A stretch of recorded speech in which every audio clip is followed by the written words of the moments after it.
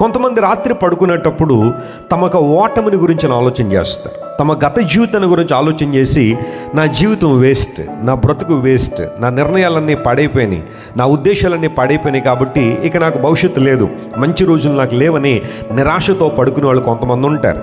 వారిని నిరాశావాదులు అంటారు.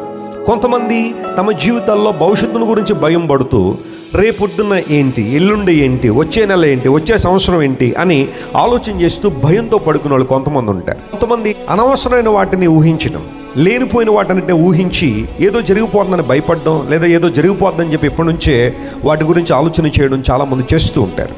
అయితే బైబిల్ సెలవిస్తూ ఉంది, మనం మంచాల మీద పరుండి విశ్రాంతి తీసుకోవాలి, లేదా దేవుని గురించి ఆలోచన చేయడంలో పొరపాటు లేదు. కానీ చాలామంది మోసపు యోచనలు కలిగి ఉన్నారో అలాంటి వారికి శ్రమ ఉంది, అలాంటి వారు ఇబ్బందులు పాలవుతున్నారు, అలాంటి వారి కష్టాలు పాలవుతున్నారు, అలాంటి వారి జీవితంలో శ్రమలు వస్తున్నాయి.